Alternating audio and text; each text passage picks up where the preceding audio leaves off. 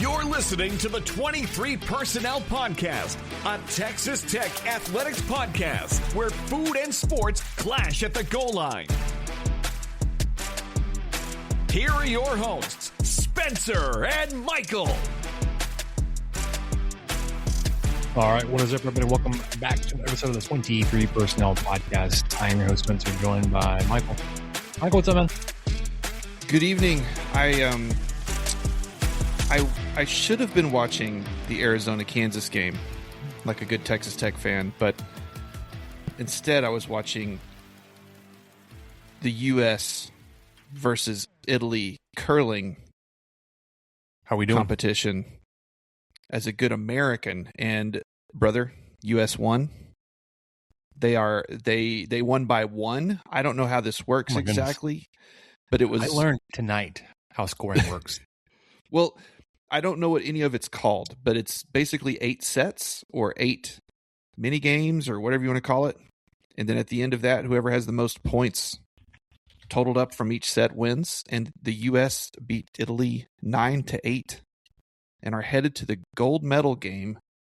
So they will medal either way. And I believe that's at noon Eastern tomorrow. For those of you able to pull up the Peacock on your browser, your handheld, your Switch, whatever they're on, your PlayStation View, your Nintendo 64. So anyway, Arizona is leading 45-42 at half. That's about all I know about that game. That's a lot of points. That is a lot of points. And is Kansas back, folks? They're We doing might be it finding without out. Darren Peterson, right? Ooh, let's I thought see. I saw that on the ESPN notification that he was unavailable with an illness. Oh, man, I wonder what it could be. It could be anything. That guy just has the worst luck. Let's see. Yes, he has not played. They have gone with an eight-man rotation, including a couple of guys who have played 2 minutes so far. Arizona, all 5 starters are in double figures. And the lowest scoring is 12. You got a 12, 2 16s, a 17, and an 18. I got 3 guys off the bench, 5, 8, and 9 points. I'm not sure how this is working. So Arizona has 51% field goals overall, 50% from 3. I'm stupid. Those are minutes. Oh, there you go. I was like, that adds up to That's a way lot of more double than digits, man. They do have a double-digit score. He's got 12. Oh my gosh! Okay, that's why all the starters have so many of those numbers. Oh my goodness! Yeah, so stupid. 51% from the field, 50% from 3. No, they're 4 of 8. Kansas is 43% from the field and 44. They're 4 of 9. Yeah, I just trying to get the story based off the stats. Arizona is out rebounding Kansas by 9, 26-17. So that's a big. That's probably a gigantic difference maker there. Turnovers are very close. It's +2 to Arizona there. I'm sorry if I said Arizona State earlier. I only 1 foul difference. So yeah, I would put the game on, but I'm, as always, concerned about bandwidth here at 23 Personnel West. So North. I felt like I'm up in the plains, the Great Plains. Speaking of geography, it's a good segue, Michael. You're setting us up. We're going to talk about the NBA a little bit later tonight. Because Michael and I, within the span of 3 days, will have attended a basketball game that features all 3 Texas teams. And when I was looking at it, because I was looking at the standings, because I was trying to familiarize. I don't know anything about the Houston Rockets this year. I was looking at it, I was like, oh, they've got Kevin Durant on their roster, and apparently he's doing really well the past 10 games, like averaging like 27 points a game. I was like, oh, well, I know him. I've seen him play. Back when he played for Texas. Dude can ball. Yeah. And then I was just like, I look at the standings, like the Southwest Division. I was like, since when do they have divisions? And it just, you can tell I'm not really a big NBA follower fan. But then I was looking at like who was in the Southwest Division. I was like, New Orleans, Memphis.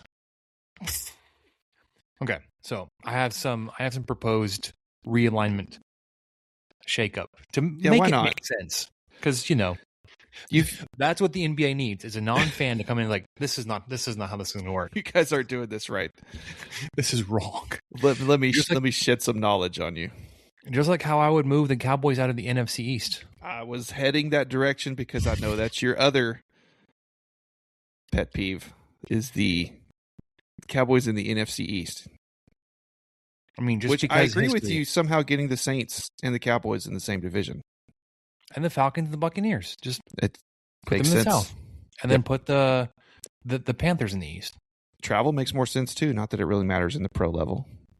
No, it doesn't geographically really have to matter. But like if you're going to name the divisions for geographic regions, that has to make sense. Memphis being in the Southwest does not make sense. We'll get there. Super Bowl was last night, Michael. I want to get your thoughts on that. 3 parts: the game itself, the ads, and halftime. And I'm not trying to rage bait anybody or bait you in a discussion about anything that people want to get all fired up about halftime. I want your thoughts. I had a very specific thought about, like, as I was watching it on the TV, I was like, man, this must be terrible to watch in the stadium. Like, we were like blessed. We were lucky enough to have a camera following him through the maze. But like from the stadium, it was like, that had to be like very underwhelming to watch. We'll get there. Basketball. They won a game. Back on the winning side of things. Hooray. Softball team, undefeated, number 1, looks it. Tearing people apart left and right. Love to see it. Baseball first pitches this weekend. You did the deep dive in the research into what it's going to cost you to watch the first couple of games, and it's not cheap. It's hefty. I have no other football besides, actually, there was a staff announcement earlier, which we can throw in here. Questions on what we learn. I'm going to be hefty this part of the season, so buckle up. Okay, bounce back, Super Bowl. As not a fan of either of these teams, and not having like a rooting interest, not that like there was like a Red Raider on these rosters. I looked on both sides. The closest I could find was Kobe Minor, who started at Texas Tech. He started his career at Texas Tech before transferring to Memphis. And he played for the Patriots last night. I don't know if he played last night, or I didn't see it. I was back and forth with running around with the house with kids, all that kind of stuff. I wasn't like glued, locked in. Having said that, the game kind of sucked until the end. If you were a fan of the Seahawks and defense, sure, you probably loved it. If this was a Texas Tech, like this very much reminded me of a Texas Tech game where it was like Texas Tech BYU first game, like in November. I thought you were going to say Tech Oregon. No. Texas Tech BYU. Like, I don't want to talk about that one. Where it was like, or even like Texas Tech on the road against Houston, where it was just a bunch of field goals to start the game. Defense was keeping, the Patriots, Houston off the board. They scored, but then you responded back. So, like, there was that aspect where, like, it was similar to a few games Texas Tech fans had watched and partaken this season. But, I mean,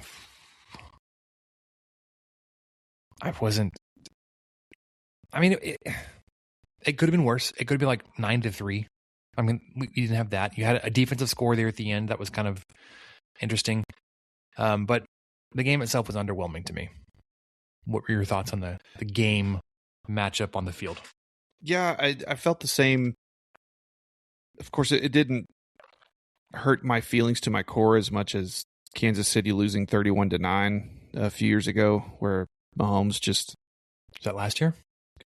no, no, they won last year and the year before, but the 31-9 was like 3 or 4 years ago. They've been in quite a few Super Bowls. No, I thought they played last year against the Eagles, and that was the thing. Like if the like that's how the Texas Tech wanted to build their defense along the defensive line, or start with the defensive line. Like we saw how it worked with the Eagles. I thought that was last season. Well, it may have been, but the game was better. You're right. It was the Eagles last year. The game was better last year, though. The 31-9 one's the one that I remember where he was just running for his life the entire time, and I think he threw that pass where he was parallel to the ground. Who was that against? San Francisco? No, Tampa Bay. Was it against Brady? I think, yeah, it was definitely Brady. So, okay. Yeah, that was a tough one. The Denver Broncos one, that was really bad. I think it was Manning's first one as a Bronco. I think it was 41 to something. I don't know. But yeah, this is up there with those three as far as quality of game, entertaining aspect of it. As you already mentioned, if you're a Seahawks fan, you're just thrilled because there was no time you were ever really sweating it. I guess the Pats had a chance there towards the end where they put a drive together and had the onside opportunity coming, but they were just down by multiple scores even after they scored. So it was just never probably really anything to worry about. I think it was 16. They were down 16. Mm-hmm. But they needed 2 scores, 2 extra points, and 2 onside recovery. Like it was, and like 4 minutes to go. Yeah. Not impossible, but they were so far out of it. Yeah. Like so they couldn't move the ball. No, and May looked off. I'm not sure. I can think specifically of 2 wide open receivers, and I'm sure it was more than that, but 2 that were just glaringly wide open that he completely missed. So I'm not really sure what to make of all that, but hey, Seahawks won another one. Yay. Really, really happy for them. Big fan. I don't know what my camera's doing. I hope everything keeps working. It's probably going to switch to my laptop one. As long as you can still hear my nasally drone, that's, I guess, all that matters. Can you still hear me? I can still hear you. Your camera is officially frozen. Yeah, that's good. That's fine. You know what I look like.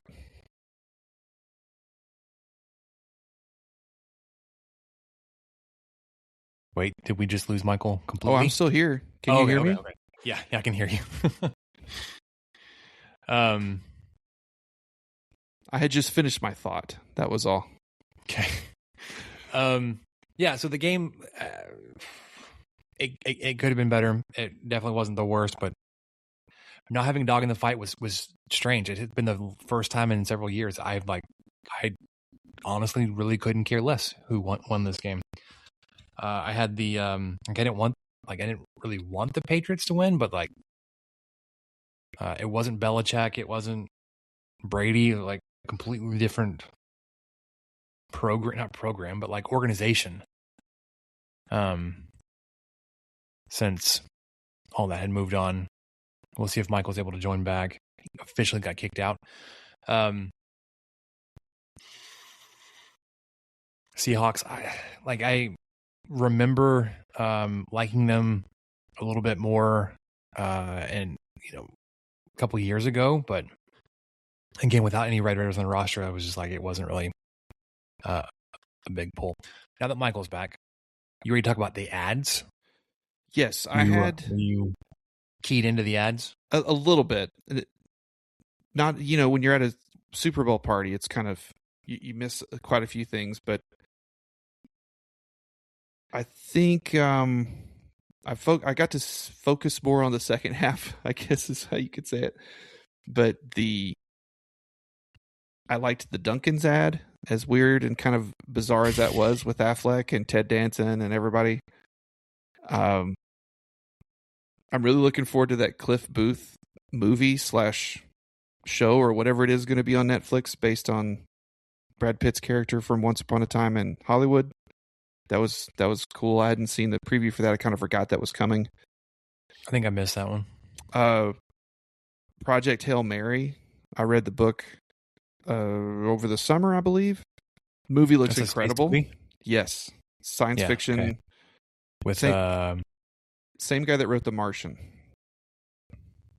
And I don't want to say similar story, but yeah, kind of a similar story. I mean, completely different, but kind of similar.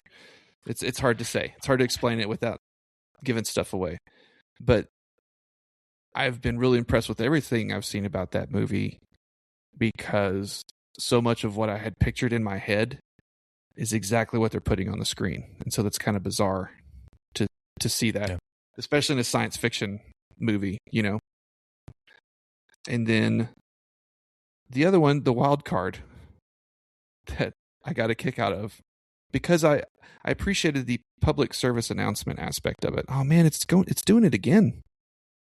Yeah. If it makes me restart, I'll switch to my other camera because I don't know what's happening. The prostate cancer one. Did you see that one? About the tight ends? I don't remember it. Relaxed tight ends? No, that's hilarious already, but no, I don't remember that one. Well, because I realized later it's like a pharmaceutical thing. Okay, fine. We can all put on our tinfoil hats, but whoever it was partnered with the NFL, and they have a way to take a blood sample to check for possible prostate cancer as opposed to other forms of examinations. And so the whole gist of it was digital. Yes. So the whole gist of it was showing all these relaxed tight ends, like football players in full pads. Like Gonzalez was like petting a bird, and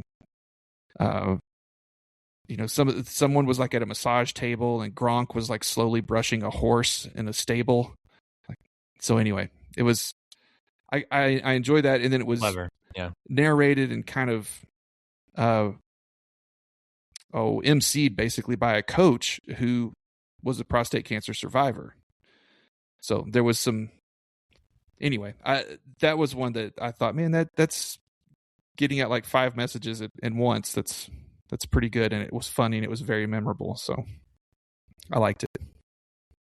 Yeah, one of the ones that you haven't mentioned that stuck out to me was the Xfinity Jurassic Park commercial. Oh yeah. Like, what would have happened had the park been on Xfinity, and they had the system came right back up, and they were like taking selfies with the T-Rex, and what's her face was jogging along one of the cart paths, and they had, oh my gosh, I'm blanking on his name. Anyways, it was like what would have happened, and then the Xfinity guy getting into his van. And they had that dinosaur that ended up spraying the other guy that was trying to steal everything. He's like, nope, and gets out of the van and walks away. I thought it was very well done. I've heard a lot of criticism that like it was so much AI, not even like AI generated, because there was obviously some of that. I mean, there was a large chunk of the Xfinity Jurassic Park commercial. The one that Michael was referencing earlier with the Ted Danson and that one where they were aged, back in their prime, where their roles they were cameoing in that commercial, but also just like nonsensical AI platforms or services that like you didn't really understand what they were trying to sell or what they're trying to advertise. And I heard a lot of people complaining like there's so little of the ads that actually had to deal with things that you could purchase in a store. I was like, but hold on a second. Like you must have missed like the Doritos, not the Doritos, the Pringles, the Lay's, the Michelob, the Budweiser, the Bud Light. Like there was a lot of consumable ads there. Like they were just, they were put off by how many software or AI based commercials there were. Like the one from Matthew Broderick too is like, what even is he trying to sell, or what's the point there? So it's like, I mean, you saw what you wanted to see, right? There were a lot of traditional consumer ads, and then a lot of services and platforms that like that's kind of cool. Depending on your stance on AI. Anyways, it's always somewhere in the middle, right? Like it wasn't like hit you over the top, like go buy these things. It wasn't the Volkswagen commercial with Darth Vader and and the little kid, or the Doritos or Taco Bell or anything like that. That we're kind of grew up having that shock value. I do think like the shock value of some of the Super Bowl ads was kind of toned down a little bit. But I mean, it's whatever. Yeah, that's kind of where it's trending anyway. Is the I don't really take a lot of stock into the criticism of, well, this is not stuff you can buy in a store. Well, this is how it's been for years. I mean, Rocket Mortgage. You going to go to the store and pick out a Rocket Mortgage? No. I mean, crypto was a big thing a few years back. That's kind of crapped the bed as far as advertising and all that kind of stuff.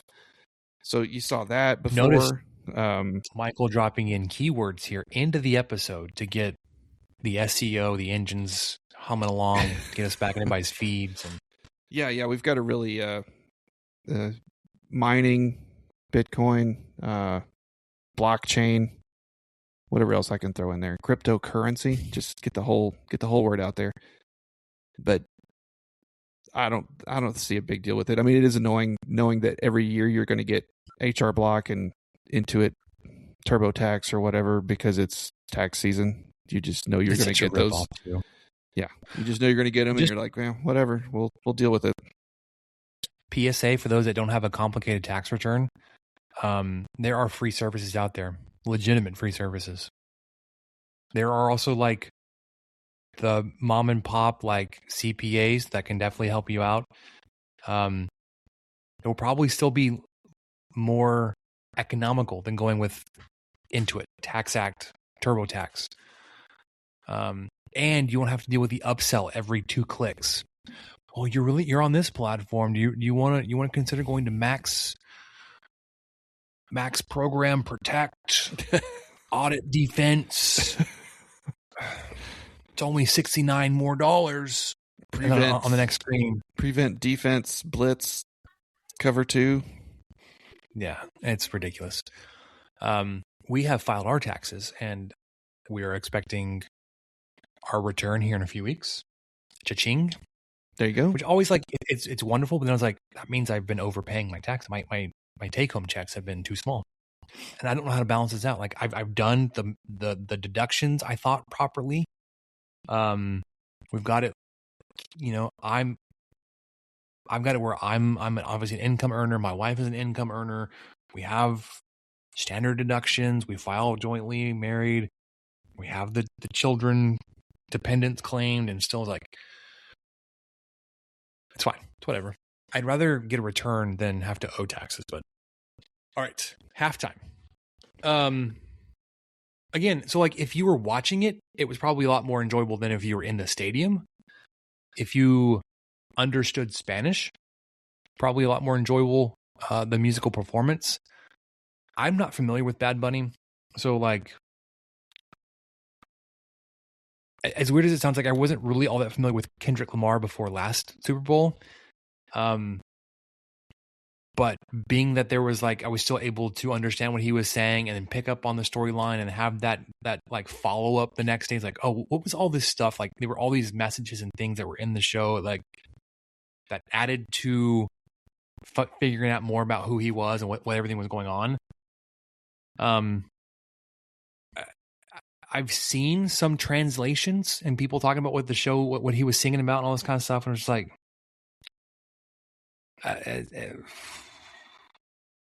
I'm sure he has fans. I'm just not one of them. And you know what? That's okay. Because I'm one of 340 million. What my opinion is on the halftime show artist matters very little. and there are too many opinions and tastes to try to cater to everyone. So this year wasn't for me, and that's okay. That's a grown-up way to look at it. I applaud that, because I did not watch the halftime show. I refused. No, I'm just kidding. What happened was we were at a friend's house that's in New Home, and so that's pretty good drive from here. And out of courtesy and respect for them, we all have smaller children. Them especially, they have a couple of one little one, pretty little one. So we left at halftime. There were quite a few of us there, and that way they could have their house back and get ready for bedtime and all that kind of stuff. So no, not on purpose, I completely missed the halftime show. I got back at home, put on the TV, and it was 14:45 left in the third. I truly meant to go watch it when I, at some point, but had work today. I haven't yet. So I'm not avoiding it, but I don't have anything to add aside from I appreciate the ability to recognize sometimes stuff's just not for us, and that's okay. The one thing I thought was fairly interesting was the set. Very elaborate on-field setup. Like, it wasn't just they wheeled out a large stage or they had a 1,000 on-field performers and dancers and whatever. They had a fairly detailed set. It was good size. It wasn't massive. They had like a structure, a house type of structure. They had I guess sugarcane field. And having not seen it set up or broken down until today, the day after, I was like, I wonder how they did that so quickly. Those sugarcane plants, Michael, were people. I know. See, like, that's what's killing me. I didn't know that until afterwards. That's what's killing me is I really want to watch it, and I may just truly enjoy myself. I have no idea, but they were just, I've seen bits and pieces in my Twitter feed, and the same people are making the same revelation, and I thought I thought this was like from 3 days ago during the Olympic ceremony or something, because they had no context. It just like all the trees were people, and I'm thinking, oh well, this looks like some crazy thing they probably did for the Olympics opening ceremony. I didn't even think about it being from last night. I even heard that he climbed a power pole or something at some point, and I was like, well, I got to see what that's about. Obviously, that is my sort of tangential to my line of work. I'm kind of curious about that. It is like they were dancers on a power pole, and then like he got up on one again because 98% of his show was in Spanish, and I don't speak Spanish. I don't understand it. Like, I didn't know if it was applicable to what he was singing about. I don't think it was, but well, I've. The added interest for Michael, so. Right? Yeah, I will absolutely go check it out. I'm truly not.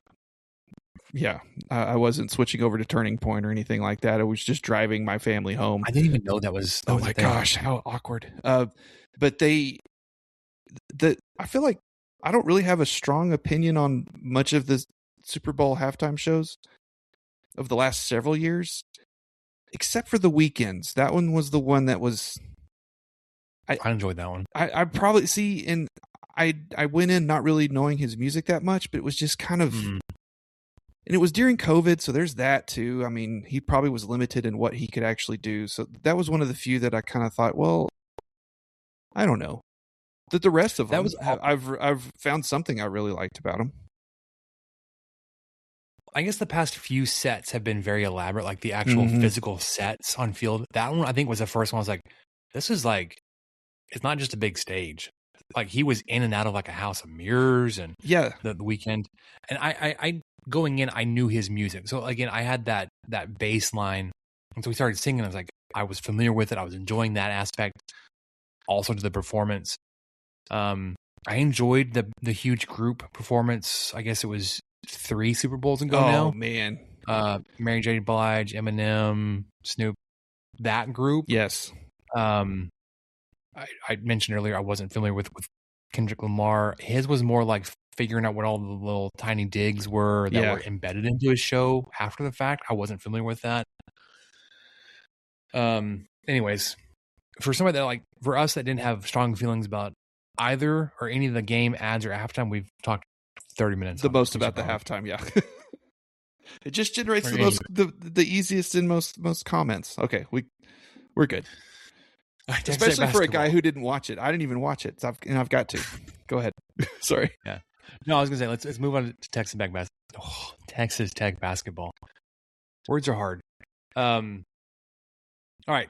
So they bounced back from losing to UCF, dropping a heartbreaker to Kansas, to then coming.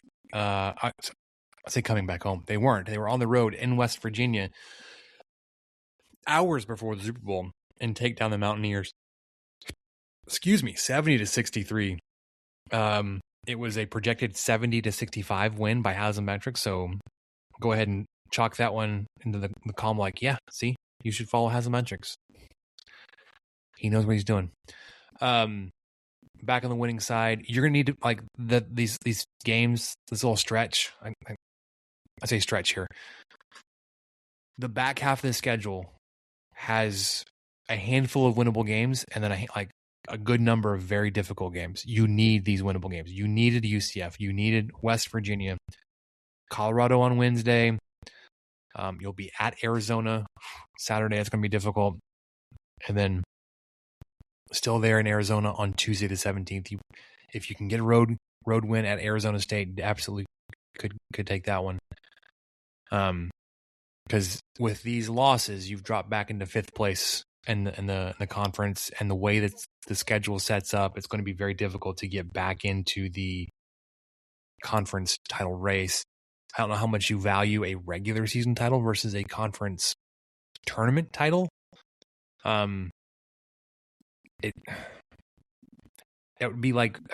would be weird to me if you go back to the football season and say that Texas Tech was the Big 12 conference champion as finishing number one in the standings, and then went into the conference title game and lost, and then BYU was a conference title, like having a dual.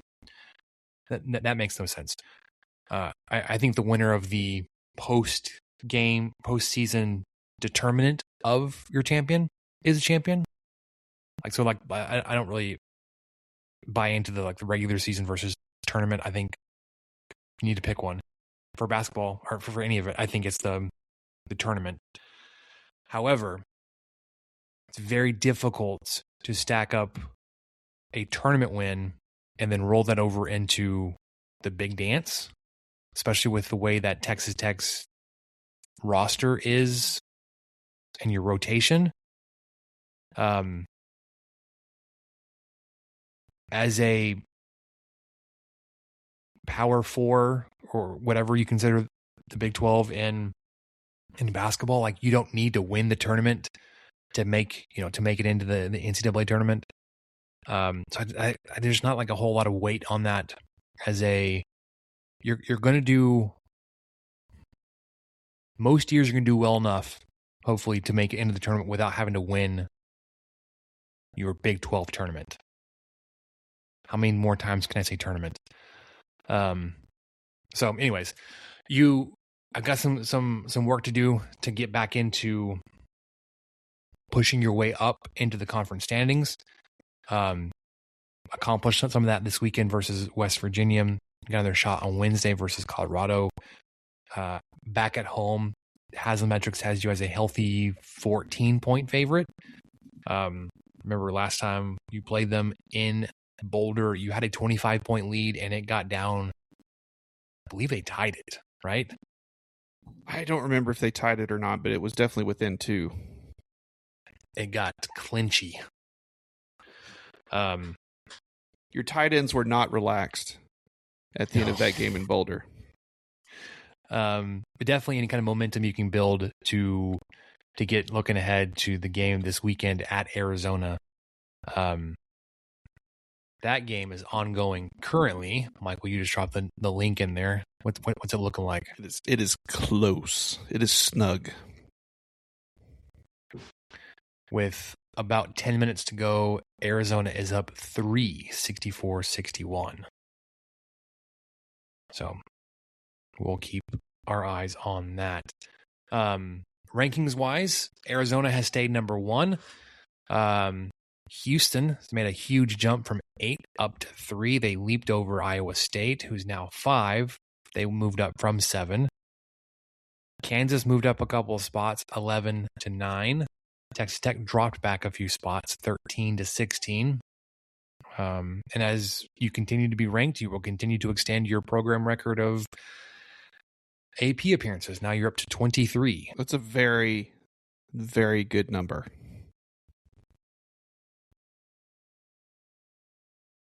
I think we both have it on our heads. BYU moved from 16 to 22. They dropped. And then nobody else in the Big 12 is receiving votes. UCF dropped out of that area.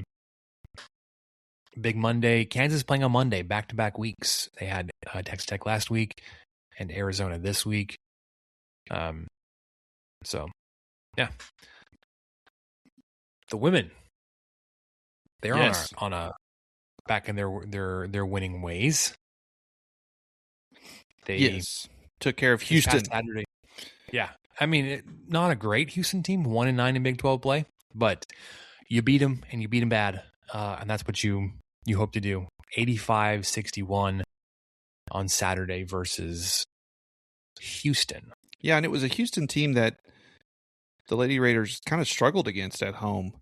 So I didn't really want to take that for granted going into Houston. But, man, they just dominated them pretty much the whole game. That they tied in the third quarter, but the rest of the quarters, 21-12, 23-16, 26-18. Maupin had 25 points. Bristow Bristow bounced back. We haven't seen this from her in a while. She was 6 of 8 from the field, including 2 of 4 from 3. Had 15 points, 4 blocks.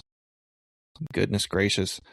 Hima Nunez, 13 points. That's a huge amount of production from her. 5 of 12 from the field. So good to see them bounce back a little bit. I know they haven't been as featured as much in the score column, at least lately. But yeah, like you said, kind of one of those games where you should take care of business, and they did. I don't think it ever seemed close. And heading on to hosting Kansas tomorrow night.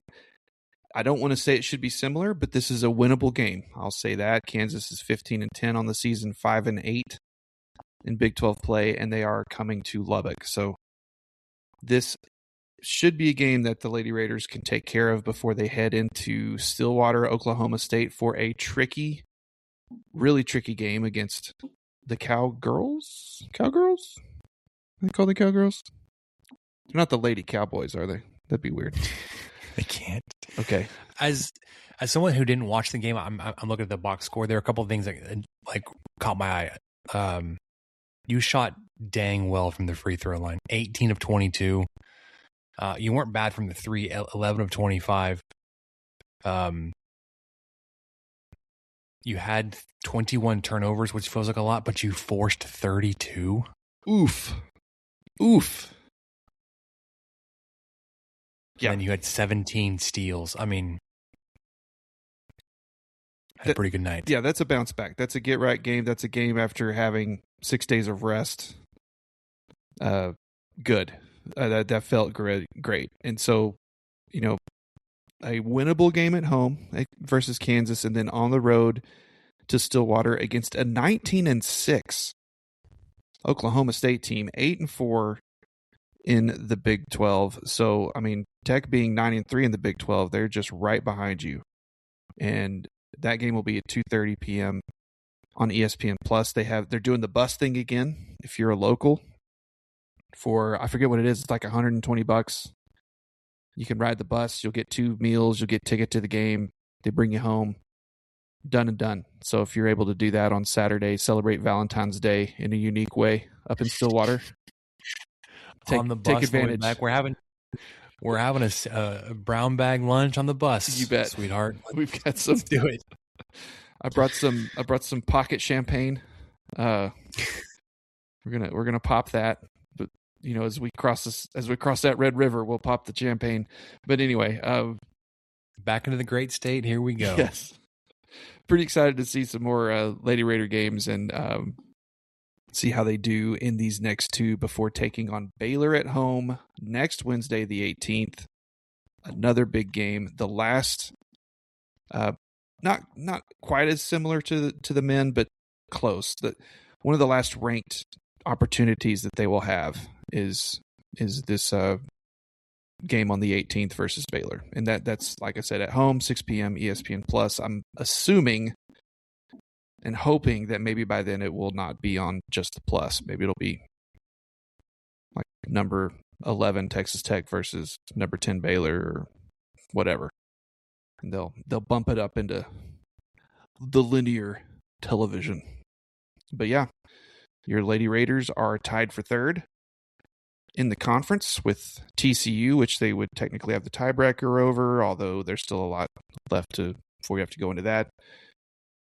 As mentioned, Baylor's number 12. Tech went from 18 to 16, jumped up a little bit this week. TCU went from 14 to 17. West Virginia kind of hanging around in that same spot, went from 20 to 19. Iowa State is receiving votes. So yeah, 22-3, your Lady Raiders.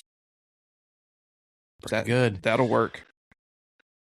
Kansas on a little 6-0 run to take the lead. 8 minutes to go, 67-64. That sounds familiar. A little 6-0 run to take the lead. Hurtful. At least Arizona's got 8 minutes to bounce back from it, and not like, end of game. They've already scored more than we did in that game, by the way. I think. Yeah. Because it was 70-61? No, 70. I don't know. No, it was by 2 or something, wasn't it?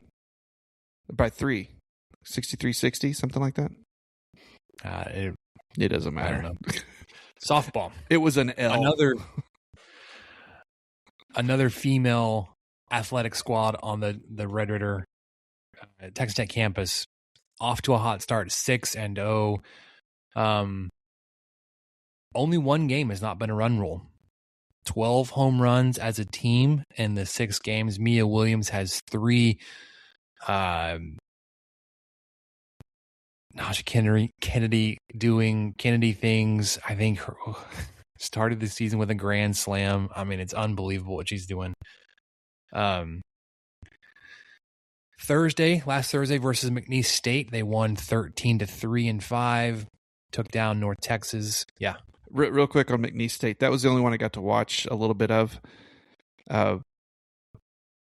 I think, and I'm not sure if I'm exaggerating here, I'm fairly certain Texas Tech was up 8-0, and the pitcher had pitched 7 pitches. Something like that. I saw they watched the highlights. They were in their third pitcher by the second inning. They swapped, I think, either in the first or second, and I know that it was rough outing for McNeese State. Yeah, so it started off with 3 run rules. McNeese State, North Texas, ULM. Then on Saturday they came to Texas A&M. They won that one 3-2. It's the only non-run rule shortened game so far. I watched the highlights of this game. Kennedy pitched the whole game. I think she finished with like 70 pitches. She was unbelievably efficient and going. The complete game is not unusual in softball, but to do it averaging 10 pitches an inning on the road versus a top 10, top 15 program. I think they were 11 maybe, A&M, and to do it in 70 pitches, unbelievable. And then you go 13-1 versus Providence and 12-0 versus Bryant. They get a couple of days off to rest, travel. They drove back, or they traveled back from College Station, and they're heading out to Florida to take on Florida State, Northwestern, FAU, NC State, James Madison, and Nebraska between Thursday and Sunday this weekend. You can watch all of those games with the exception of, you can watch Florida State on ESPN2 and Nebraska, the last game on Sunday, on ESPN. The other 4 between those two will be on ESPN Plus. And then they get another couple of days off. They go another huge weekend, full weekend of 6 games. starting Thursday through next Sunday. This will be on Flow. They get Fresno State. This will be in the Mary Nutter Collegiate Classic in Cathedral City, California. That's a mouthful. Thursday versus Fresno State, Team Japan, Bethune-Cookman, Cal State Fullerton, San Diego State, and UC Riverside. Yep. And I think you mentioned it, but the Mary Nutter Collegiate is all on Flow College. Flow. Which we'll get to here in a second because yes, the men's start to their season will be on Flow. So men will start this weekend. It's here, man. It's here. I should have had this some kind of preseason stuff ready for you. I don't. I'm going out of town for a couple days, and it's thrown us off a little bit early this week. But baseball season's here. Softball season's already started. Obviously, 6-0. Baseball starts this Friday. OU, Vandy, Arkansas, and the Shriners Children's College Showdown in Arlington. Those would be on Flow. Then they'll be down in my neck in the woods versus UTRGV on Tuesday the 17th. You can watch that one on ESPN Plus. And then their home series, home opener versus Albany Friday, doubleheader on Saturday, and game 4 on Sunday. Those will all also be on ESPN Plus. And then the following weekend, Cal State Bakersfield, ESPN Plus, Friday, Saturday, Sunday. So if you want to watch the Flow, Michael, pony up. They're going to get you for the month, which really they understand. Like when they put a weekend series on, like they're not selling it for a week or for a game. They're selling it for a month. For the month, it's $20. Right, but the good news is if you're a true stickball sicko, you would get to watch 1, 2, 3, 4, 5, 6 softball games and 3 baseball games. Oh, Texas Tech games. Yes, I'm sorry. There's probably a lot more than just that. Yes, to clarify, so 9 Texas Tech games for $19.99 plus tax, plus applicable tax. If you counter it that way, and you know that you'll actually be able to sit and watch all of that, which kudos to you for not having anything else going, ever, or taking it with you, right? Really, really happy that you could just hop on at 11 a.m. on Friday and watch some OU baseball versus Texas Tech. But I think it seems like it would be worth it. Once you divide it by number of games, you're talking $2-ish a game. Yeah. It's less than going. It's for sure. It's cheaper than getting a hot dog at one of those games. Yeah. Sometimes I feel like that's what they should charge for the hot dogs that I get at some of those games. The dollar hot dog nights at the ballparks, where those were like you were getting $1 hot dog, and a smushed bun. I'm not above it, and it was fun. I am not above it. No, I would go to those games with my brother to see like how many of these bad boys can we put away, and not like gluttonous, but like that was before the 9-inning challenge. You guys, that was just that was just like a part of a doubleheader for y'all. We're going to get our money's worth of cheap hot dogs. We probably did 5, 6 easy. On top of like other, like we'd get sodas and. Oh yeah, that was just like that was just the main course. You still had the sides and the dessert for sure. Anyways, stickball, softball, great game versus A&M, and then doing what they should be doing against everybody else. Baseball will be here this weekend. Football, and there's anything else on the baseball softball side you wanted to touch on? No, I'm ready to roll. All right. Football recently announced the hire of a associate director of scouting in Freddie Johnson. He's coming over from the Legacy School of Sports Sciences, where he was named their head coach in December. So That's all I got for you. I don't know anything about that school or that program. May or may not be shutting down the football program. I also saw those rumors on the Discord, but Say what? you can't really have too many connections on the personnel scouting side of things, especially with ties into the DFW area. So I'm good with it. I don't have any other additional research because I saw that late this afternoon. All right. We have a healthy round of questions, and what do we learn? So, questions. Kind of mentioned it a couple times. Valentine's Day this weekend, Michael. Got any plans?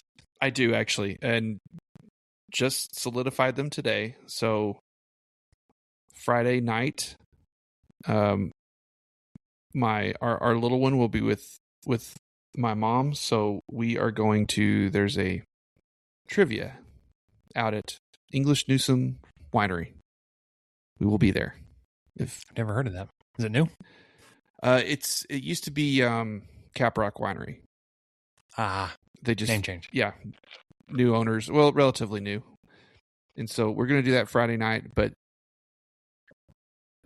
and this is something I've kind of enjoyed since becoming a dad. It seems like most of our Valentine's days kind of revolve around the three of us doing something fun together. Lions Club Pancake Festival, brother. That's Saturday. That's our Valentine's Day plan. Going to pick up the little one from mom's house, and we're going to go get some. Going to stand in a really long line. We're going to smell like smoke and batter for the rest of the day, but it's going to be glorious. We're going to drink some slightly thawed orange juice with concentrate. Yes, with some a varying array of doneness on cooked pancakes and sausage links, and I couldn't be more excited. I hope the mariachi band's there again, because I haven't been there in a long time, but I'll never forget. I think one of the first times I went, the mariachi band was there, and then I hadn't seen them since. So here's hoping. What are y'all's plans?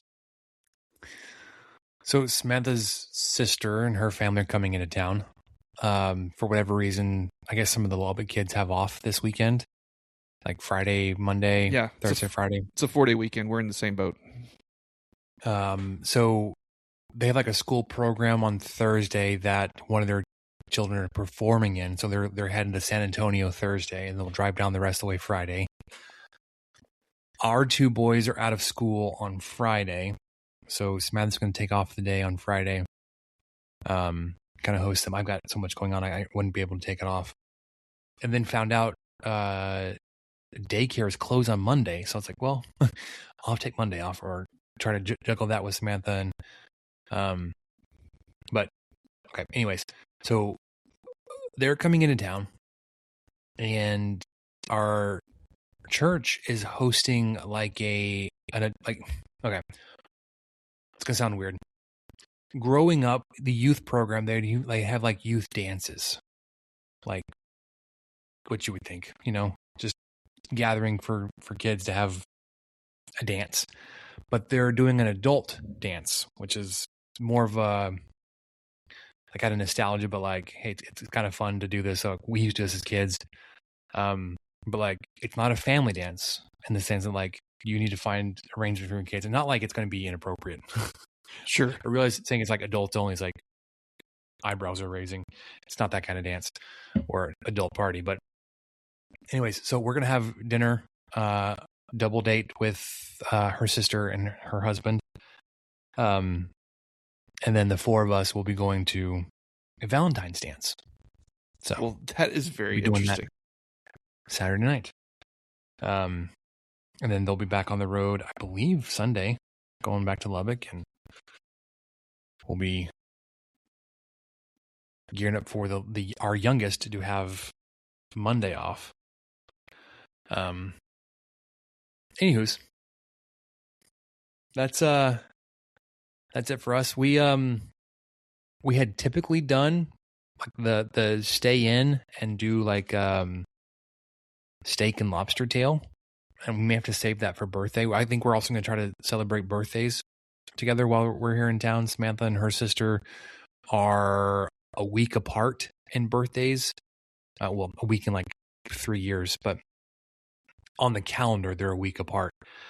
And they shared birthdays a lot growing up, and they were like, how fun would it be to do it again? And Samantha's like, I don't know how we consider it fun, but yeah, well, we can do it while we're here in town. It is convenient. So I guess we'll 3 birds, 1 stone here, birthdays and Valentine's Day this weekend. How about that? And then Samantha and I will actually do her birthday later, but it's a good thing because I've not started shopping for birthday presents. But yeah, we'll do that. We'll save the steak and lobster for that time. I know. I kind of offered. Stuff, yeah, I kind of offered to cook a steak dinner for the 3 of us on Saturday night, and then the pancake thing came up, and we're like, oh yeah, we're gonna do that. And I selfishly thought that's perfect because Tech plays at 5:30 that night, and I'm not sure. I haven't said that out loud to anyone until right now, but I was like, if I'm around, I would like to watch it, but I'm not going to, cancel something to watch it. But it looks like it just might work out, Spencer. I might be able to be in front of a TV to see them take on Arizona. Yeah. All right. This is a follow-up to last week. You would drop this on here and wanted to you really were giving me time to think about it, but you posed a question: when we retire, what hobby or activity do you think we would like to pick up? I have an answer. Me too. And I don't know if it's like if I would wait, like if this is a retirement specific activity or just something I would like to do at some point in my life. But I have something. But you want to go first? You want me to go first? Well, I can go first. It's simple. 3 words. Remote control airplanes. Okay. So we were in Denver this summer, and there was this great little park area we were close to that we wanted to go hike, and they had kind of a man-made beach built there so we could play in the sand and get our feet in the water and all that. So that was a lot of fun. And while we were there was this area sectioned off that was, model airplane airfield. And I thought, oh, well, I need to check this out. And sure enough, you roll up there. They had runways. They had stuff roped off, to where you're not just unless you're out there with the plane, you do not need to be out there, and that makes sense.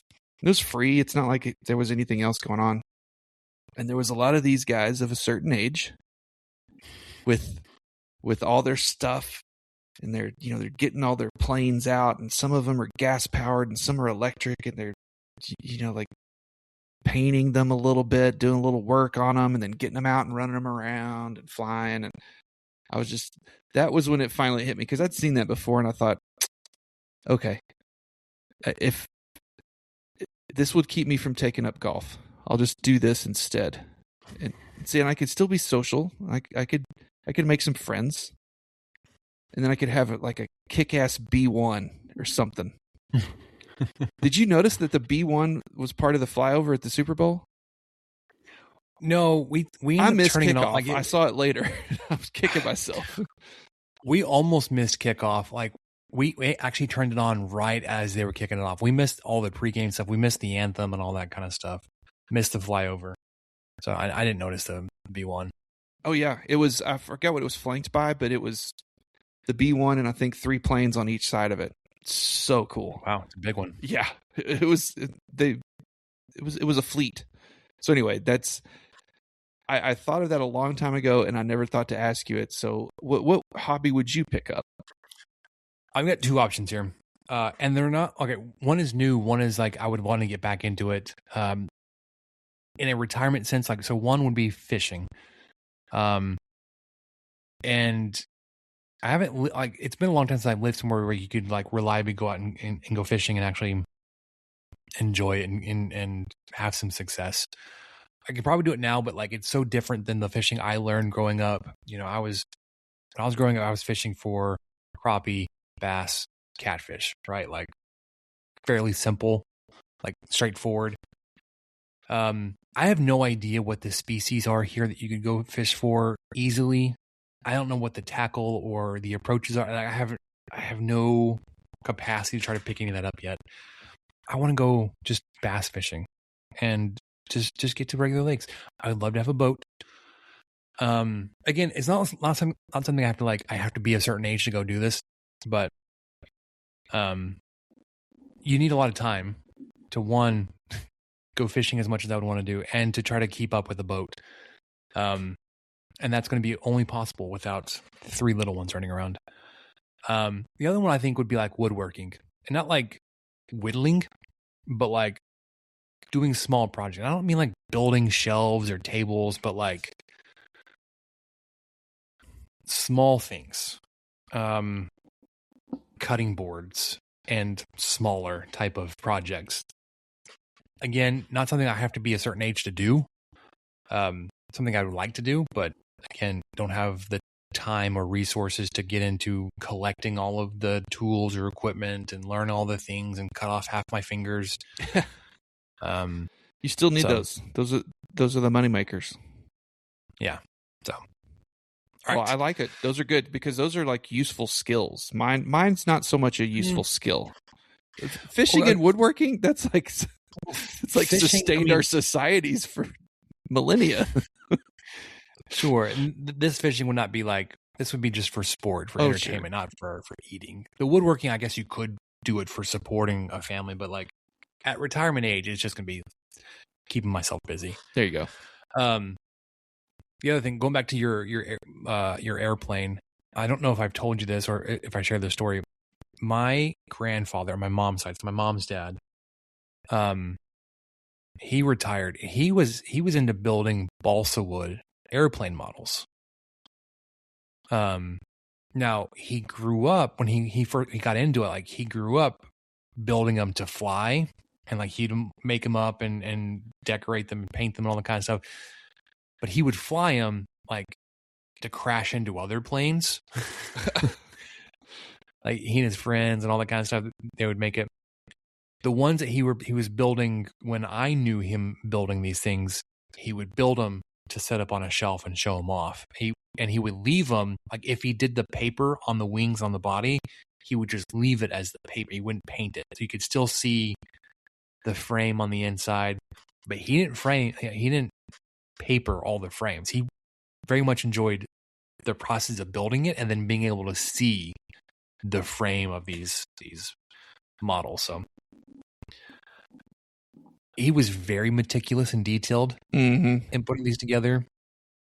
He had the plans and did that, like where he would soak it and be able to bend it, and he pinned all the right stuff and glue. It was very much I do this to take time, and then to enjoy the finished project.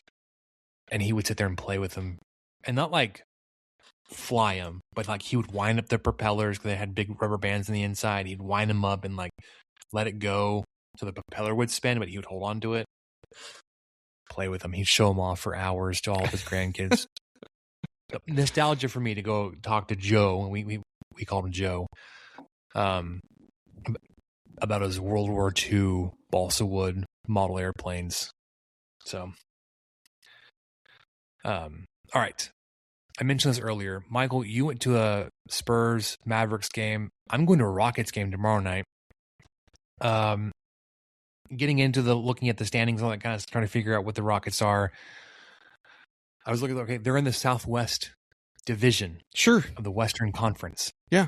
Dallas, like Mavericks, Houston, Memphis, New Orleans, and the Spurs. I was like, that doesn't sit right with me.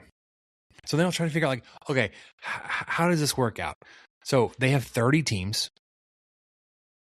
and with Eastern Western conferences, they're evenly divided. So there's 15 in each, and there are 3 divisions. So about as like evenly as you can split it up, but like 3 5-team divisions in each conference. There's too many odd numbers here. I don't like it. It doesn't sit well with me.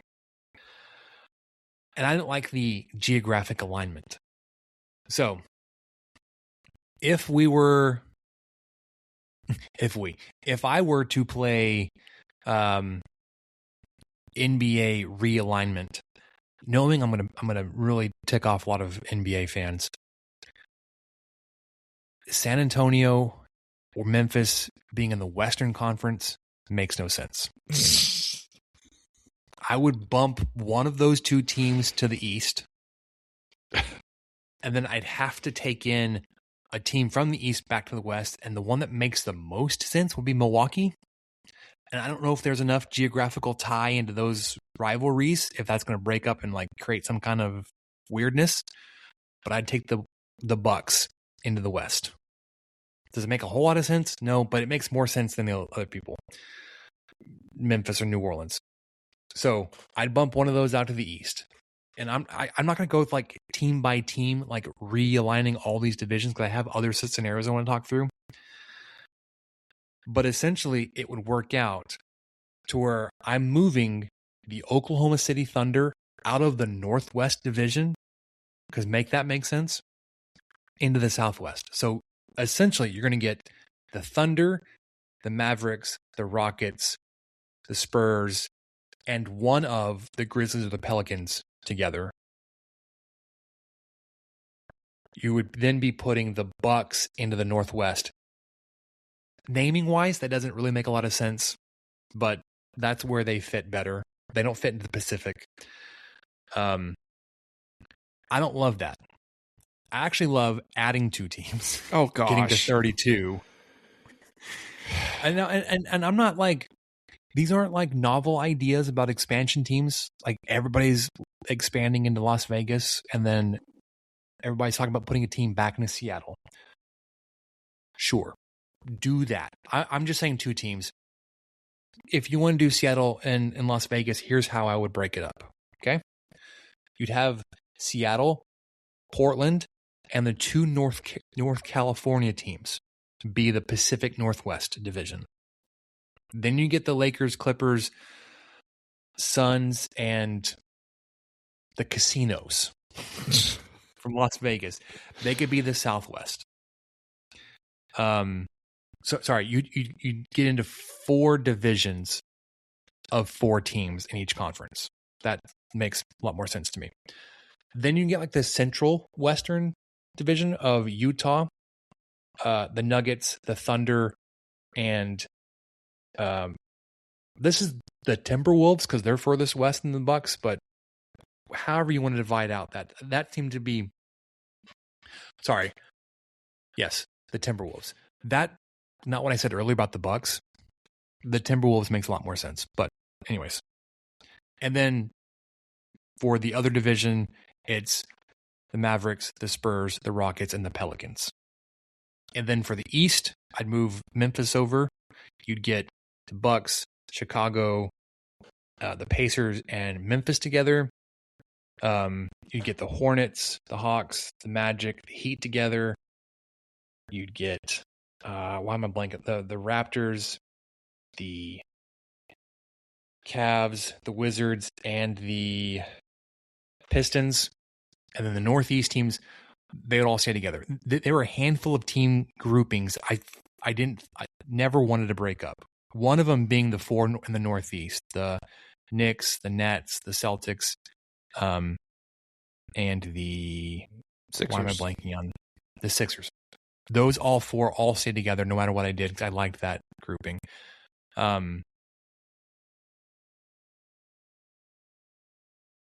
The other one I liked is creating a true Southwest. Is having Utah, Colorado, Las Vegas, and the Suns all together. What that would do is you put all the California teams together. It really messes up with the north of this division, be Seattle, Portland, Bucks, and the Timberwolves. I loved putting the Thunder, Mavericks, Spurs, and Rockets back together. Yeah, that feels very vintage Big 12 or Southwest Conference or something. Outside of the North one here, all of this has a very strong regional tie. The Southeast is going to be New Orleans, Atlanta, Orlando, Miami. Then you get like Memphis, Indiana, Charlotte, Washington. You get the Northeast teams, and then you get the Bulls, Pistons, Cavaliers, and Raptors. Of the 8 divisions, 7 make a lot of sense. And then the wildest one here, I said, okay, Portland is throwing us off. Portland, Seattle. So like if we didn't do the expansion into Seattle and we moved Portland. Oh my gosh. Stay with me here. It doesn't matter which team every is moved scenario where you the have expansion is like league changing requirements. Complete not insane. I don't want to say insane, but this one has the strongest geographical tie. As who if was the last expansion NBA expansion teams was that? Wasn't it the Thunder? No, they moved from Seattle. They were the Supersonics. Okay. Okay. I don't know. 2004. Again, Charlotte Bobcats. Yeah. Well, where are they now? Because they're now the Charlotte Hornets. Yeah. Okay. Again, geography makes a whole lot of sense to me. So you got the 2 expansion and you move Portland. It doesn't matter where Portland goes, but you've got Kansas just won. Sorry. Arizona. So you've got Las Vegas. The locations of these, I know that St. Louis had a team like 50 years ago and it didn't work out and they're probably wouldn't ever get a team, but like geographically it makes a lot of sense. They've got professional teams in the other leagues. Nashville seems to be a hot spot to be trying to add teams. Again, geographic ties here. You get the California teams in a division. You get the true Southwest teams in a division. Utah, Colorado, Spurs, and Las Vegas. You keep Thunder, Mavs, Spurs, Thunder, Mavs. I said Spurs. I meant Suns. Yeah. With the Southwest. Thunder, Mavs, Spurs, Rockets. Then you get the 2 expansion teams, Memphis and New Orleans together. You get the Southeast of Charlotte, Atlanta, Orlando, Miami together. You get the Northeast teams, like I said, never broke up. The Raptors, Wizards, Cavs, Pistons, and the Timberwolves, Bucks, Bulls, and Pacers. So the smallest geographical areas, but it requires the biggest shifts in the landscape. And that is assuming you still want to stick with the East-West stuff. You could say, forget that and do AFC, NFC style, like it doesn't matter. You just have 2 leagues and geography doesn't really matter. In the conference affiliation, I wasn't going to break into that, but playing NBA realignment, spin the wheel here, I liked it. I can tell. All of these make more sense than New Orleans and Memphis being in the Southwest of anything. Yeah, as long as you just have, 2 expansion teams and or Portland moves to somewhere else and you get 2 expansion teams, then it makes perfect sense. Yeah. Well, the first one of just realigning and switching Memphis and Minnesota, you flip their conference affiliations. One goes east, one goes west. Then you can get a much better geographical tie. That doesn't really matter. I get that. Anyways. Well, I think Memphis is in the West because they used to be the Vancouver Grizzlies. They moved. They moved over. That was one of the expansion teams. I think them and the Raptors expanded, so they had 2 Canadian teams. There for a while, and then the Vancouver Grizzlies moved to Memphis at some point. Early 2000s or mid? I don't know. I just remember that Gasol guy, not Powell's brother. What was his name? Chuck? Jim Gasol? Frederick? Mark Mark Gasol. There you go. with a C. Speaking of expansion, Michael, I'm sure you saw this, but North Dakota State Yeah. joining the FBS and the Mountain West. I'm kind of sad. Just it doesn't feel right. Does it feel right to you? Not the Mountain West. Like, it feels weird. Like I don't know if they'd fit the MAC better. Talk about geographical. You just went 30 minutes on geography, and you're trying to get a team to play in something called the Mid-Atlantic Conference when they border Canada. Okay, but like the MAC has teams in the Midwest. Is North Dakota the Midwest? Akron. I feel like it's its own thing. No, it's not. But it is more mountain. It is more mountainous. Yeah. No, I don't know. I don't think they're mountainous. I think they're plains. Was that not where Mount Rushmore is, or is that South Dakota? That's South Dakota, Yeah. and that's like the far west end, like up against Wyoming. Anyways, joining the Mountain West very soon for 2026, and they are paying out all of their savings, $17 million total, to making this move. $5 million to the NCAA for the move up to the FBS, which I think is just astronomical. Why? And $12 million to the Mountain West. So, welcome to FBS and G5 football, North Dakota State. Yeah, I mean, it's just imagine paying $12 million to play Grand Canyon. Utah State. Yeah. They used to pay you, and now you're paying them. All right. Let's wrap this up. What did we learn, Michael? Let's do it. All right. So we've talked about it. Spurs, Mavericks. You were in the building. I was there. You made the trip to San Antonio. You were just 2 short hours from 23 Personnel South. We should have just kept going. Extend the road trip, man. You know what? Just skip the game. Skip the game. I gotta go see my guy. See what he's up to. No, I got to attend the Spurs Mavs game. Spurs won 138 to 125. This is only the second game I've gotten to go to.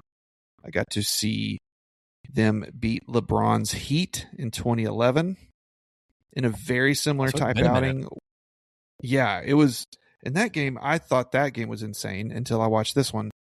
I think that game ended 125 to 97, something like that. And Spurs shot 17 threes, or made 17 threes. Bonner was like 6 of 7.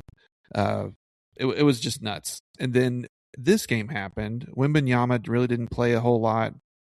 Oh, that sucks. Cooper Flagg it was okay because they were playing super well. So Cooper Flagg was just kind of shut down. He didn't really play much either. He and Wembanyama had the same amount of minutes or close to it. That's why the Spurs won. Yeah, because Flagg didn't play. Sure, that was it. So Flagg had 26 minutes. Wemby had 27. But that's not nothing. I thought they played a whole lot less than that. That's a decent amount of minutes. It is. I mean, but it was just less than you would think because they weren't in foul trouble or anything. There wasn't really a reason to pull them aside from maybe rest, or I'm not sure what the plan was there. But I could see with the Spurs, the plan was just to let Vassell and Castle cook because Stephon Castle came in, brother, 32 minutes, triple-double, 40 points, 15 of 19 shooting, 3 of 5 from 3, 7 of 10 from the free throw line. He had 12 rebounds. He had 12 assists. He recorded something in every category. He had 3 steals. He had a block. Impressive. The man was all over the place. And Vassell had, he had 17 points. Wemby had a pedestrian 16 points. And he had a double-double on his own. 16 points and 11 rebounds in 27 minutes. Yawn. Big deal. 3 blocks. Good night. Anyway, it was just fun. And what was crazy is it's not like the Mavs played bad. Thompson came out and got hot. He had 19 points off the bench. but then he got a little bit cold. He was 4 of 10 from 3, and I'm pretty sure he made like 3 of 4 at one point, and then just slung it every other chance he got and had a couple of bad turnovers. But it was really fun to watch that game. It was, gosh, what was it? 80 something to 77 at halftime, brother. 81 to 77.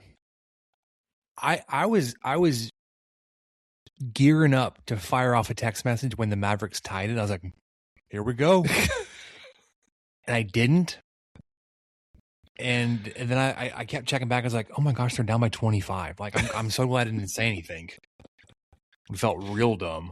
Yeah, it piled on quite a bit here and there. But I mean, to credit the Mavs, they shot 44% from the field, 41% from 3. I mean, the Spurs were 40% from 3, but 56% from the field. So that was kind of a big difference maker there. But yeah, it was just, they wouldn't quite let them really run away with it. But it was nice that I think the last 4 minutes they put in 5 guys I'd never heard of. Except for Sochan or whatever his name is. I knew who he was. But the rest of the guys, I was like, yeah, I don't know. Not very familiar with Jordan McLaughlin's work on the Spurs. But it was a great experience. It was a quote unquote guys trip because my buddy has a 10-year-old son, and he was determined to get to a Spurs game at some point. And he and I had been talking about it for like a decade plus. And he was like, okay, the 2 of us are going. You want to tag along on the guys trip? And I was like, yes, please. That sounds great. So I got to just ride in the car and be escorted everywhere and get to sit next to this 10-year-old kid who was into it, my friend. Like sitting on the edge of his seat the whole time, seeing stuff happen before the crowd would react, you know. To him, you couldn't tell if the Spurs were up by 10 or down by 10 or the game was tied. He was just every possession, man. He was into it. So that was a blast. I love to see it. I was bragging about him to my buddy, and he was like, man, I'm glad the Spurs were up because we'll take him to a Tech game and Tech will be down, you know, like 4-0. And he's already saying stuff like, oh my gosh, are we going to lose? So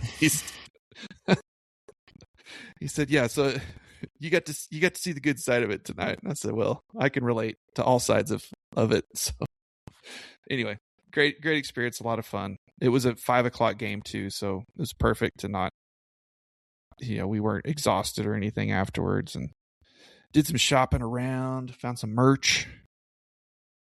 Didn't find a hat I liked though. That's too bad. I'll just stick with the 23 personnel hat. There you go. So I'm going to the Rockets game tomorrow night. They're hosting the Clippers.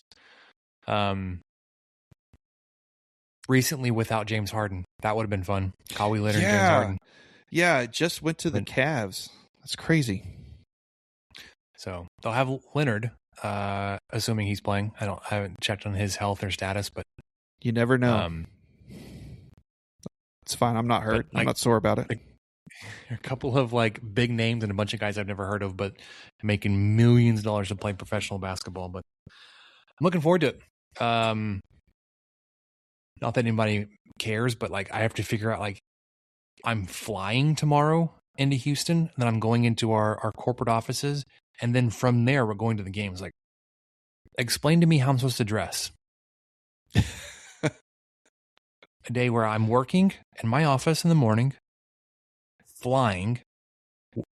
Granted, it's like a 35-minute flight, hour, you know, gate to gate. And then working a couple hours in the corporate offices with the big bosses. And then driving over to the game into our corporate suite. Just wear your space. I'm not a Rocket fan. Your Space City tie. I know you've got one. I don't have any Rockets gear. We're not a tie organization. I could change, but like into what? Texas Tech stuff? It's red and black. Yeah. Anyways, the other thing I want to touch on, Hayden, our 5-year-old, lost his first tooth this week. Oh, that's a big day. Well, here's the thing, Michael. We went to go pick him up from martial arts, his after-school program. And like, hey, he lost a tooth today. I was like, I don't remember him having a loose tooth. Like, oh, well, here's what happened. He had one very briefly. He did. He got hit in the face with a ball, and his mouth was bleeding, and he went to the bathroom and came back with his tooth. I was like, you sent him into the bathroom with a loose tooth. A 5-year-old had no idea what was going on. I guess he was drinking from a bottle or something, and the ball hit the bottle, and it. Luckily, we're lucky here. No other teeth were damaged. This tooth wasn't broken. The root and everything came out, as of course one of his top front teeth, which are one of the first ones to be lost anyways. But his very first tooth to lose, knocked out. Very, very memorable way to lose your first tooth. Wow. For all of us. Yes. Okay, so Grayson's first tooth he lost, he did it very quietly, and so we knew it was loose. And then one morning, driving him to drop him off at kindergarten, gets out. He's like, "Here you go, Dad," and hands me a tooth. He pulled it himself quietly, didn't say a thing, in the back seat of the car on the way to school drop off.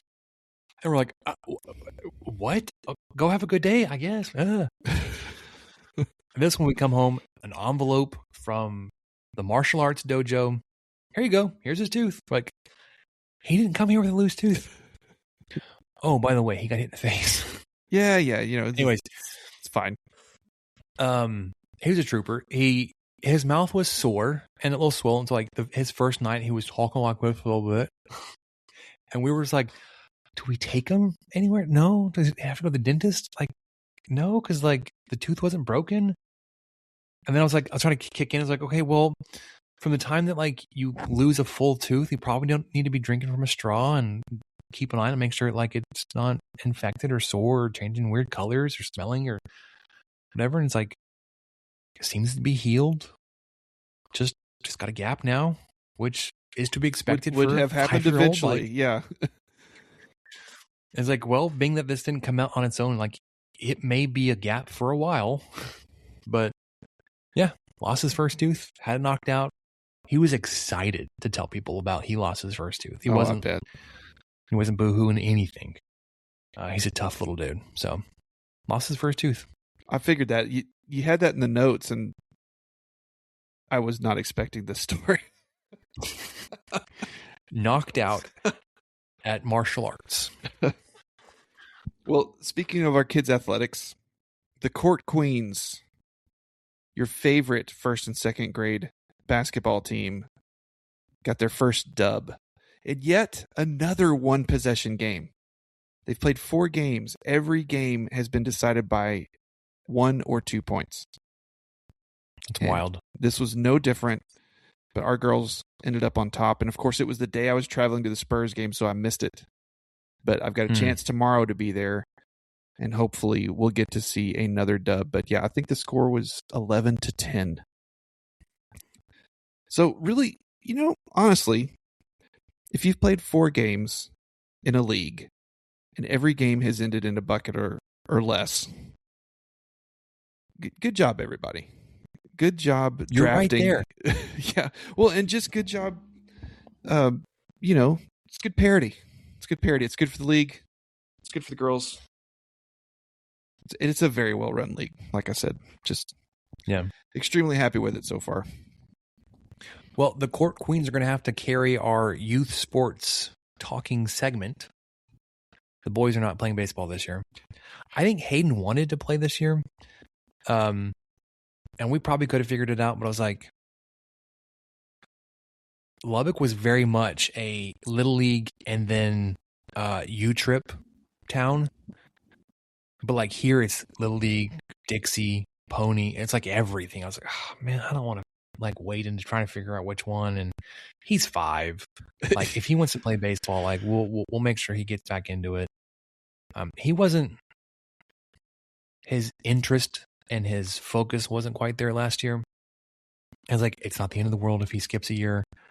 It's also not the end of the world if he doesn't play baseball. I loved baseball. I would love for him to play, but like, you know, it's a lot more fun when the kids are into it. And 5-year-old T-ball is not really. And then with our schedule, like most days we're like racing to get home by 6 o'clock. Most practices would be over by then. Yeah. Anyways, so it's like, yeah, we're going to miss it, but then we're also not going to miss it. I completely get it. I think we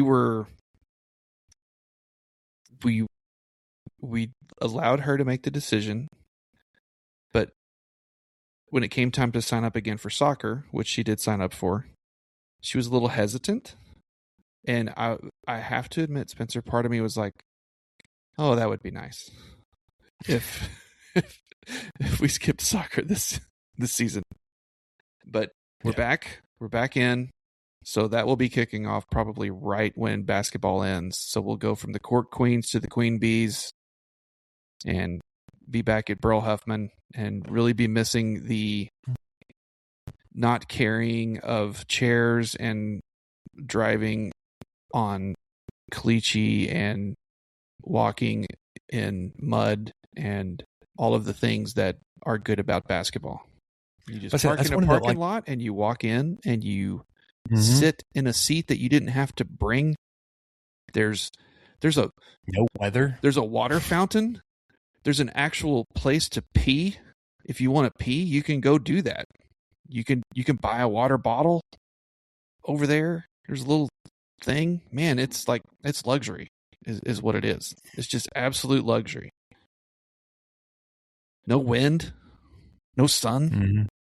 No elements. You get AC when it's hot. Yeah. Heater when it's cold. Well, okay, that's questionable. It's a little chilly in some of these gyms, but that's fine. I'm built different. I can handle that. It warms up throughout the stay. Yeah. But yes, yeah. I'm not looking forward to the days of, well, is the game going to be called because it's too windy or not? I don't know. I'm not sure. 40-40 rule. Oh, it's lightning. Oh, it's hailing. Let's just wait in our car for 45 minutes and then let's call the game. Great. Sounds good. In makeup games, you have to come back on Sunday. Like, I don't want to play on Sundays. Or Tuesday night. Just. Well, our games were Tuesday, Saturdays. That was our normal schedule. But like, well, it depended on the division because you couldn't have everybody out there. But like, anyways, Sundays and Wednesdays were usually left open. Wednesday nights for church and Sunday for church. But also like there were enough crossover, like teams were playing in multiple leagues and the U-Trip leagues, like their big days were Sunday. So like, you didn't want to, the fields were busy, but also you didn't want to make kids have to choose one. Like, okay, one team is going to be without half their kids because they're playing on a different team. But like when you got like had a makeup game on Sunday, you're like, this is the worst, man. I would have rather be anywhere else than here making up a modified T-ball game at 10 o'clock on a Sunday. Luckily, we didn't have to do that. I know. We've really been fortunate with the makeup games too. And as much as I was complaining about it earlier, a Tuesday night game at 6 or 6:30, there are maybe 3 teams or 3 games going instead of 30. So traffic is non-existent. It's a pleasant experience. The whistle you hear is actually for the game you're watching. You're not just hearing whistles and like wondering why the kids aren't stopping, and then also wondering, well, how do they know that? Anyway. So, as annoying as it is, it's good. There are definitely positives of going to Burl Huffman when it's not just completely packed and insane with traffic and kids and dirt flying everywhere. Yeah. I've not been doing any kind of halfway decent job keeping up with comments. We had Skiing Scarlet in the comments. Tom Trex has been in there. My apologies for Oh not my keeping up gosh. and Spencer, what are you doing? failing. Thank you very much for being as active as you guys have been in the comments. I'll be better, I promise. But that's going to do it for us. I've got a pack. I'm going to be gone all of 24 hours, and I'm going to have 14 outfits. I don't know. I don't know how to handle this, man. I'm going to go figure it out. But that's going to do it for us in the 23 Personal Podcast. We will be back next week. It's going to be a longer break between episodes because we recorded early. Back probably Tuesday night. A handful of games to recap, preview, baseball, all that kind of stuff. But for Michael, I'm Spencer. Catch you guys next time. Thank you for listening to the 23 Personnel Podcast. Help us out by subscribing, rating the show, and leaving a review. Follow us on Twitter at 23 Personnel, Spencer at Punt Suck, and Michael at Michael_LVK. Be sure to catch the next episode. And until then, guns up and let the tortillas fly.